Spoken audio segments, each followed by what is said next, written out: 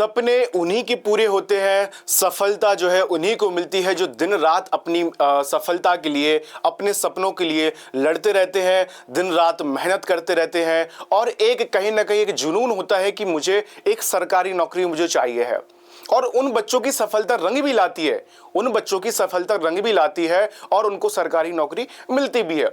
लेकिन जरा आप ये सोचिए कि बिना पेपर दिए आपको कोई सरकारी नौकरी मिल जाए, तो ये तो अच्छी बात है ना कि बिना पेपर दिए आपको भाई कोई सरकारी आपको नौकरी मिल रही है और उस जॉब में आपको 25K से लेकर 25,000 से लेकर 30,000 तक आपको सैलरी आपको मिलने वाली है। तो मतलब अच्छा है। आज के इस दौर में अगर ऐसी कोई जॉब आपको मिल रही है, 10th बेसिस पर मिल रही है, मेरिट बेसिस पर मिल रही है, तो कहीं ना कहीं ये अच्छी अपॉर्चुनिटी है। इसी बीच जो भारतीय डाक है वो जीडीएस भर्ती लेकर आ चुका है, ठीक है। 21,413 इसमें जो है पद इसमें रहने वाले हैं। अब कैसे क्या सिलेक्शन होगा, ये सारी प्रोसेस, ये सारी जानकारी मैं आज की इस वीडियो में आपके साथ साझा करने वाला हूं।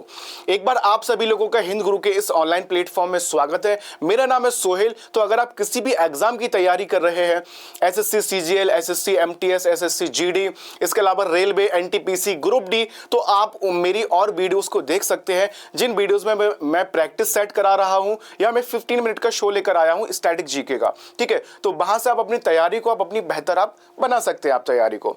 चलिए बात करते हैं कि जो फॉर्म आउट हुए हैं, किसने फॉर्म आउट किए हैं? ये इंडियन पोस्ट ने किया है, ये भारतीय डाक ने, ठीक है। जीडीएस की रिक्रूटमेंट है यहाँ पे 2025 की। अब भाई जीडीएस होता क्या है ये? तो ग्रामीण डाक सेवक, ठीक है, रूरल पोस्टल सर्विस, ठीक है, सर्वेंट। आपने देखा होगा जो डाकिया होते हैं तो वही इसमें आपकी जो है जॉब इसकी आपकी इसमें रहने आपकी वाली है। क्या क्या? A job under India post for rural postal service, ठीक है, सर्विसेज।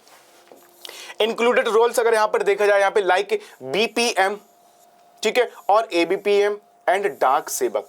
3 इसमें जो है भाई इसमें पोस्ट इसमें रहने वाली हैं। 3 इसमें आपकी जो है बेसिकली देखा जाए यहाँ पे 3 आपकी इसमें पोस्ट जो है इसमें आपकी रहने वाली है, ठीक है। बीपीएम जो होगा आपका ब्रांच पोस्ट मास्टर होगा या ब्रांच पोस्ट मैन होगा। एबीपीएम होगा जो आपका असिस्टेंट ब्रांच पोस्ट मैन होगा आपका, ठीक है। और डाक सेवक आप सभी लोगों को आपको पता है। एबीपी जो है, एबीपीएम जो है वो बीपीएम के अंडर में यहां पर काम करने वाला है। अब इसके जो है फॉर्म इसके आउट हो चुके हैं। सरकारी रिजल्ट पर जाकर आप फॉर्म आप भर सकते हैं, लिंक भी डिस्क्रिप्शन में, अब वहां से भी आप डायरेक्ट आप जा सकते हैं। फॉर्म इसके कब से आउट हो चुके हैं? 10 फरवरी से आप, ठीक है, 10 फरवरी से इसके फॉर्म आप फिल कर सकते हैं। जो लास्ट डेट है वो है 3 मार्च, ठीक है, 3 मार्च इसकी जो है लास्ट डेट इसकी रहने वाली है। तो अभी तक आप लोगों ने इस फॉर्म को फिल नहीं किया है और आप लोग ये चाहते हैं कि आपको एक अच्छी जॉब मिल जाए। मुझे लगता है कि ये अच्छी जॉब है। अगर आप लोग अपने ही एरिया में एक अच्छी जॉब देखना चाहते हैं तो ये अच्छी जॉब है। आप यहाँ से आप इसको कर सकते हैं, ठीक है। कोई पढ़ने की जरूरत नहीं है, कोई एग्जाम निकालने की जरूरत नहीं है। 10th की मेरिट बेसिस पर आपका इसमें आपका जो है सिलेक्शन आपका इसमें हो जाएगा। वैकेंसी की अगर यहाँ पे बात करूं तो 21,413 जो है इसमें वैकेंसी इसमें है, ठीक है। और जो करेक्शन डेट यहां पर रहेगी आपकी, यहां पे करेक्शन डेट एडिट वो आपकी 6 मार्च आपकी इसमें रहेगी। मान लीजिए आपसे कुछ फॉर्म में गलती हो जाती है, अगर आपसे कुछ फॉर्म में गलती हो जाती है तब क्या कर सकते हैं आप इसको आप करेक्ट कर सकते हैं 6 मार्च को आप यहाँ पे, ठीक है। फिर बात कर लेते हैं नेक्स्ट, यहाँ पे इंपोर्टेंट डेट्स देखो यहाँ पे लिखी हुई है, कब से कब तक है यहाँ पे ये। तो देखा जाए 10 फरवरी से ये जो है भाई स्टार्ट हो चुका है, ठीक है। फॉर्म जो है 10 फरवरी से स्टार्ट हो चुके हैं। 3 मार्च तक जो है यहाँ पे लास्ट डेट आपकी यहाँ पर रहने वाली है। फी की अगर यहाँ पर बात की जाए तो जनरल एंड ओबीसी के लिए यहाँ पर 100 रुपए फी है। एसटी एसटी कैटेगरी के लिए यहाँ पर 0 यहाँ पर फीस रहने वाली है, ठीक है। एंड फीमेल्स के लिए भी यहाँ पर 0 रुपए यहाँ पर फीस यहाँ पर है। चलिए फिर बात करते हैं करेक्शन मेरिट लिस्ट जो होगी आपका रिजल्ट होगा वो मार्च में आपका एक तरह से आपका डिक्लेयर आपका कर दिया जाएगा। अब फिर बात आती है बेटा, फिर बात ये आती है कि आप प्रेफर कहां पे करें आप, ठीक है, किस जोन को आप सिलेक्ट करें, कहां पे आप तो पहले बात ये करते हैं कि स्टेट वाइज अगर मैं यहां पर देखता हूं कि किस स्टेट में कितनी वैकेंसी निकली हुई है, क्योंकि उसके अकॉर्डिंग ही आपको फिल करना है। अगर मैं यहां पर उत्तर प्रदेश की बात करूं तो आपको यहां पर हिंदी लैंग्वेज आना चाहिए। आपको यहाँ पर हिंदी लैंग्वेज आपको आना चाहिए, तब आप यहाँ पर एलिजिबल, मान लीजिए हिंदी तो बेसिकली यूपी वालों को आती है, नॉर्थ इंडिया में सभी को हिंदी यहाँ पर आती है, ठीक है। तो लोकल किसी भी आप रीजन के लिए अगर आप फॉर्म भरते तो बाकी लोकल जो लैंग्वेज है वो आपको आना चाहिए, ठीक है। वैकेंसी की अगर यहाँ पे बात करूं तो यहाँ पे 3004 वैकेंसी यहाँ पर है। कितनी वैकेंसी यहाँ पर?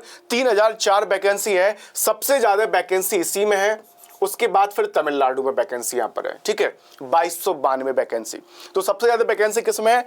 उत्तर प्रदेश में है सबसे ज्यादा वैकेंसी, ठीक है। फिर यहाँ पर बात करें उत्तराखंड के लिए, तो उत्तराखंड में आपको भी जो लोकल लैंग्वेज है हिंदी वो आपको आना चाहिए। 568 वैकेंसीज यहाँ के लिए यहाँ पर है। तो मेरा मानना यह है कि जहाँ जहाँ पर हिंदी लैंग्वेज है, अब कायदे की बात सुनिए कि जहां जहां पर हिंदी लैंग्वेज है, आप देख सकते हैं कि कहां कहां लैंग्वेज है। हरियाणा, हिमाचल प्रदेश, ठीक है, राजस्थान, दिल्ली, छत्तीसगढ़, बिहार, झारखंड, मध्य प्रदेश, यहाँ पर, तो यहाँ पर आपकी हिंदी आपकी रहने वाली है, ठीक है। इसके अलावा पंजाब में भी हिंदी है आपकी, ठीक है, पंजाबी इंग्लिश भी वहां पर चलेगी आपकी। तो जहां जहां हिंदी है, जहां जहां पोस्ट ज्यादा है, आप उनके हिसाब से आप प्रेफर आप फॉर्म को आप फिलअप कर सकते हैं, ठीक है। सबसे ज्यादा कट ऑफ जो हाई रहेगी वो उत्तर प्रदेश की रहेगी, क्योंकि सबसे ज्यादा लोग भी यहीं के भरेंगे, ठीक है, सबसे ज्यादा वैकेंसी भी यहीं की है। तो कुछ जो मान लीजिए उत्तराखंड के कुछ लोगों को उत्तर प्रदेश को फिल कर देंगे वो, ठीक है, हरियाणा के लोग उत्तर प्रदेश को फिल कर देंगे, क्योंकि वैकेंसी सबसे ज्यादा यहाँ पर वैकेंसी यहाँ पर देखी जा रही है। अब मान लीजिए हरियाणा में जो है भाई 82 वैकेंसी है, हरियाणा में 82 वैकेंसी है।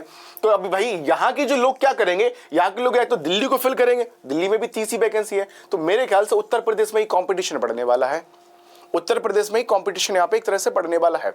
तो ये है स्टेट वाइज लिस्ट के किस स्टेट में कितनी वैकेंसी निकली हुई है यहाँ पे, ठीक है, किस स्टेट में कितनी वैकेंसी निकली हुई है। ये आप अपने हिसाब से पोस्ट को आप प्रेफर आप कर लेना, ठीक है, जहां पे जो भी आपको रीजन अच्छा लगे, जो भी आपको स्टेट अच्छा लगे, वहां पर आप प्रेफर कर लेना आप, ठीक है उसको। फिर बात करते हैं जिस स्टेट के लिए आप फिल कर रहे हैं, लेकिन प्रॉब्लम यही कि आपको बाकी लोकल जो लैंग्वेज है, लोकल लैंग्वेज वो आपको आनी चाहिए। अगर आपको लोकल लैंग्वेज नहीं आती तब कोई मतलब वहां पर नहीं है, ठीक है। जैसे महाराष्ट्र में आपको मराठी आना चाहिए, आपको तेलंगाना में तेलुगु आपको आना चाहिए, ठीक है। फिर बात कर लेते हैं पोस्ट नेम की। जो पोस्ट नेम क्या है, मैं जैसा कि मैंने आपको बताया कि BPM है, ब्रांच पोस्ट मैन, ठीक है, या पोस्ट मास्टर कह सकते हैं यहाँ पे, ब्रांच पोस्ट मास्टर, ठीक है, BPM हो गया। अब इसी के अंडर में कौन काम करेगा? असिस्टेंट ब्रांच पोस्ट मास्टर काम करेगा, ABPM काम करेगा। फिर एक है आपका डाक सेवक। इन 3 पदों पर जो है, इन 3 पदों पर वैकेंसीज निकली हुई हैं, इन 3 पदों पर वैकेंसीज निकली हुई हैं। नो पेपर, कोई पेपर नहीं है, 10th बेसिस पर आपका जो है यहाँ पर आपका सिलेक्शन आपका यहाँ पर होने वाला है। इसलिए कहते हैं कि 10th में अच्छे से पढ़ना चाहिए, 10th को और 12th को अच्छे से करना चाहिए। अच्छी अगर आपकी परसेंटाइल होगी तो आप इसमें आप सिलेक्ट आप आराम से आप हो सकते हैं, ठीक है। अब पोस्ट वाइज अगर जॉब की अगर यहां पर बात की जाए, यहां पे तो ब्रांच पोस्ट मास्टर जो BPM है, क्या करना है? Manage branch post office. जो ब्रांच का आपको पोस्ट ऑफिस होगा, BPM वाले को क्या करना पड़ेगा? उसको मैनेज करना पड़ेगा, handles transactions and customer service करना पड़ेगा, ठीक है। क्या करना पड़ेगा? ट्रांजैक्शंस को हैंडल करना पड़ेगा, कस्टमर सर्विसेज को यहाँ पर हैंडल यहाँ पर करना पड़ेगा। फिर यहाँ पर बात की जाए, यहाँ पे सेकंड की अगर मैं यहाँ पे बात करूँ, ABPM, ठीक है, तो असिस्टेंट ब्रांच पोस्ट मास्टर, ठीक है, इन डेली वर्क, ठीक है, ये डेली वर्क में होगा आपका ये। Handle mail distributions and customer queries यहाँ पे, ठीक है। इसके बाद manage Indian post payment bank service. तो IPPP को आपको जो है मैनेज करना पड़ेगा, उसका अकाउंट आपको खुलवाना पड़ेगा, या लोग जो खुलवाने आएंगे उनको खोलना पड़ेगा आपको, ठीक है, अकाउंट खोलकर आपको देना पड़ेगा, उसको आपको मैनेज करना पड़ेगा। एंड डाक सेवक आपका, ठीक है, जिसमें आपको डिलीवर्स मेल एंड पार्सल्स को आपको विलेजेस में आपको पार्सल्स को आपको डिलीवर आपको करना पड़ेगा आपको, ठीक है। तो ये जो है इनकी पोस्ट अगर देखी जाए, 3 पोस्ट इसकी है, 3 पोस्ट पर वैकेंसी है 21,413 वैकेंसी है। तो जल्दी से एक बार आप लोग इस फॉर्म को भर दीजिए, ठीक है, क्योंकि अच्छी एक नौकरी है जिसमें आपको 25 से 30 हज़ार जो है आपको यहाँ पे सैलरी आपको यहाँ पर देखने को आपको मिल जाएगी, ठीक है। बेसिक सैलरी की बात नहीं कर रहा हूँ, एक एवरेज सैलरी की यहाँ पर बात कर रहा हूँ मैं यहाँ पे, ठीक है, एक एवरेज सैलरी की बात। फिर बात की जाए यहाँ पे एलिजिबल क्राइटेरिया क्या रहने वाला है, तो एजुकेशनल क्राइटेरिया क्या होगा? आपका 10th पास आपका यहाँ पे चाहिए, ठीक है, 10th पास आपका चाहिए। एंड जो मेन सब्जेक्ट होने चाहिए वो क्या है? आपके मैथमेटिक्स एंड इंग्लिश सब्जेक्ट आपके, ठीक है, एंड इंग्लिश।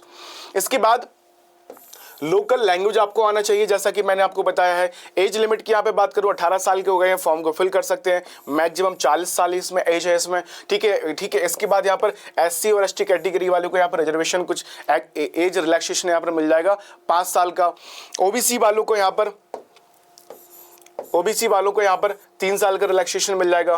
पीडब्ल्यू वालों को 10 साल का मिल जाएगा, ठीक है। पीडब्ल्यू ओबीसी वालों को 13 साल का मिल जाएगा एंड पीडब्ल्यू SC ST वालों को यहाँ पर 15 साल का एज रिलैक्सेशन यहाँ पर मिल जाएगा यहाँ पे, ठीक है। चलो यहां तक बात हो गई है। फिर बात करते हैं अदर रिक्वायरमेंट यहाँ पर क्या रहने वाली है यहाँ पर, तो बेसिक कंप्यूटर नॉलेज आपको आना चाहिए आपको, ठीक है। बेसिक कंप्यूटर नॉलेज जो है आपको होना चाहिए। आपको बाइसिकल और स्कूटर ड्राइविंग आप कर सकते हैं तो अच्छा है, ये भी इसमें भाई इसमें अदर रिक्वायरमेंट यहाँ पर है। एंड लोकल लैंग्वेज यहाँ पर, ये 3 बेसिकली यहाँ पर जो देखा जाए यहाँ पे बेसिकली यहाँ पे 3 रिक्वायरमेंट यहाँ पर है ये, ठीक है, अदर्स में। अब सिलेक्शन प्रोसेस की बात की जाए, अगर मैं यहाँ पर सिलेक्शन प्रोसेस की बात करता हूँ कि सिलेक्शन प्रोसेस क्या रहने वाली है, तो सिलेक्शन प्रोसेस कुछ नहीं है, नो रिटन एग्जाम होगा आपका और इंटरव्यू कुछ भी नहीं होगा, ना ही इंटरव्यू होगा ना ही रिटन आपका एग्जाम होगा। Selection based on class 10th mark, ठीक है, marks merit list. Class 10th में आपके जितने मार्क्स आए उसकी मेरिट लिस्ट बनेगी, उस मेरिट लिस्ट के बेसिस पर ही आपका जो है सिलेक्शन इसमें आपका होगा। फिर बात करते हैं higher qualification does not provide any additional benefit. अगर आपने मान ली ग्रेजुएशन आपने किया है, और मुझे लगता है कि ग्रेजुएशन वाले बच्चे ही इसको जो है भरेंगे इसको, ठीक है, वो भी इसको भरेंगे अच्छी तरह से इसको। तो अगर आपने किया है तो उसका कुछ आपको यहाँ पर बेनिफिट मिलने वाला नहीं है। अगर आप ग्रेजुएट है और सोच रहे हैं इसका कि आपको कुछ यहाँ पर बेनिफिट मिल जाए, तो कुछ भी बेनिफिट आपको यहाँ पर मिलने वाला नहीं है आपको, ठीक है। फिर नेक्स्ट यहाँ पर बात करते हैं document verification for selection candidates, ठीक है, वेरिफिकेशन सिलेक्शन यहाँ पर रहने वाला है यहाँ पे। अब बात कर लेते हैं भाई सैलरी की, सबसे इंपॉर्टेंट, क्योंकि यही होता है, सबसे इंपॉर्टेंट क्या है, सैलरी ही यहाँ पर है। तो मैंने आपको जो 25 से 30 हजार बताई हुई थी सैलरी, ये आपकी बेसिक्स, आप एक एवरेज सैलरी आप मान लीजिए आप यहाँ से, ठीक है, एवरेज सैलरी। जो बीपीएम की सैलरी रहेगी वो 12,000 से लेकर 29,380 तक सैलरी रहने वाली है। एबीपीएम की जो सैलरी यहाँ पर रहेगी वो आपकी 10,000 से 24,000 तक रहने वाली है आपकी यहाँ पर। ये पोस्ट वाइज डिपेंड करेगा, ठीक है, ये पोस्ट वाइज जो है आप डिपेंड करेगा। अगर मैं एक एवरेज वहां पर बात मान के चलूं तो आप 18,000 तो समझ ही लीजिए आप, एवरेज सैलरी आपको 18,000 तो आपको यहाँ पर मिली जाएगी आपको यहाँ पे, ठीक है, इससे कम कुछ नहीं, कुछ भी नहीं है इससे कम। फिर जो डाक सेवक है 10,000 से 24,000 तक जो है सैलरी भाई इसमें आपको यहाँ पर मिलने आपको वाली है यहाँ पे, ठीक है। चलिए फिर नेक्स्ट जो पॉइंट है, the salary depends on the work hours, ठीक है, एंड पोस्ट ऑफिस कैटेगरीज। तो ये वर्क आवर पे आपके डिपेंड, आपका ये जो है सैलरी आपकी यहाँ पर करेगी, ठीक है, जितना आप वर्क आवर करेंगे, आप जितनी देर आप काम करेंगे उस पर आपकी ये जो है डिपेंड करेगी। एप्लीकेशन फॉर्म कैसे भर सकते हैं, सरकारी रिजल्ट पर जाइए, वहां पर वैकेंसी आउट हो चुकी है तो वहां से आप फॉर्म को भर सकते हैं। अगर ऐसा नहीं करना है तो डायरेक्ट आप इंडियन पोस्ट की वेबसाइट पर चले जाइए, वहां से आप इस फॉर्म को आप जो है आप फिल आप कर सकते हैं आप, ठीक है। कैटेगरी फी की यहाँ पर बात जो है हो चुकी है यहाँ पे, फी की बात कि क्या फीस की रहने वाली एप्लीकेशन फी। फिर बात करते हैं अब ये फॉर्म भरना किन लोगों को चाहिए, ये जो फॉर्म है ये किन लोगों को फॉर्म भरना चाहिए, तो ये साफ साफ क्लियरली कहा है यहाँ पे कि कैटेगरी नेम, अगर जर्नल यहाँ पर कोई है और 85 से 95% के बीच में अगर उसका है, बिटवीन 85 टू 95, ठीक है, तो इस फॉर्म को आप फिल कर दीजिए। फिर आप अगर आपकी परसेंटाइल जो है वो 80 एक्सपेक्टेड यहाँ पर कट ऑफ 2024 का अकॉर्डिंग यहाँ पर बात की जा रही है, इतनी अगर आपकी है तो आप इस फॉर्म को आप भर सकते हैं। ईडब्ल्यूएस की अगर बात करूं तो 84 से 91 तक, अदर बैकवर्ड क्लास यानी कि ओबीसी की 80 से 88 यहाँ पे, शेड्यूल क्लास यानी कि एससी की यहाँ पर तो 80 से 87 यहाँ पर रहने वाली है, और एसटी की अगर बात करूं तो 79 टू 84। इसके बाद पीडब्ल्यू को अगर मैं बात करूं तो 69 टू 78। ये अगर आपकी परसेंटेज अगर आपकी है 10th में अगर आपकी, तो आप इस फॉर्म को भर दीजिए, क्योंकि यही सिलेक्शन प्रोसेस यहाँ पर माना गया है। और अगर इससे कम अगर आपकी तब आप फिर आप इस फॉर्म को मत भरिए आप, क्योंकि कोई फायदा नहीं है। तो ये क्लियरली यहाँ पर एक तरह से यहाँ पर कह दिया गया है यहाँ पे, ठीक है। फिर बात करते हैं कि भाई कट ऑफ क्या रही थी पिछले साल की, इसकी जो है पिछले साल की कट ऑफ इसकी क्या रही थी, एक बार इस कट ऑफ को भी देख लेते हैं। आंध्र प्रदेश की अगर मैं यहाँ पर बात करूं तो 89 यहाँ पर से लेकर यहाँ पर जो कट ऑफ थी यहाँ पर जनरल वालों की 92 तक यहाँ पर कट ऑफ यहाँ पर रही थी, ठीक है। ओबीसी वालों की 85 से 95 परसेंटाइल तक, यानी कि ये यहाँ पर ये इसका मतलब ये है यहाँ पर कि अगर आपकी जर्नल में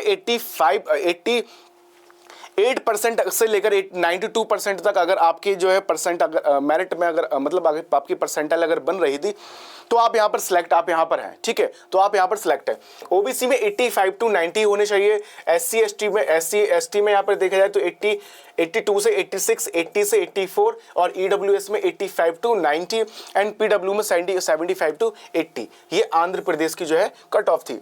अब जो मेन कट ऑफ रहने वाली है, यानी कि जो आप लोग वीडियो देख रहे हैं तो आप लोग बेसिकली देखा जाए तो आप लोग यूपी से होंगे, हरियाणा से होंगे, आप लोग बिहार से होंगे, यही नॉर्थ इंडिया के जो लोग हैं ये लोग सबसे ज़्यादा इस वीडियो को देख रहे होंगे। तो मैं इसी कट ऑफ की बात करता हूं। अगर मैं बिहार की बात करूं तो 90% से लेकर अगर 90% अगर आपकी परसेंटाइल जो है अगर आपकी 10th में, आप इसको फॉर्म को भर दीजिए, सिलेक्ट आप हो जाएंगे, ठीक है। ये पिछले साल की कट ऑफ रहने वाली थी, लेकिन इसने क्या कहा है इसने क्या कहा है यहाँ पर कि अगर 85 से है, देखो ये फॉर्म आप भर देना इसके अकॉर्डिंग। अब ऐसा नहीं है ये पिछली साल की कट ऑफ थी, है इस साल की कट ऑफ अलग होगी।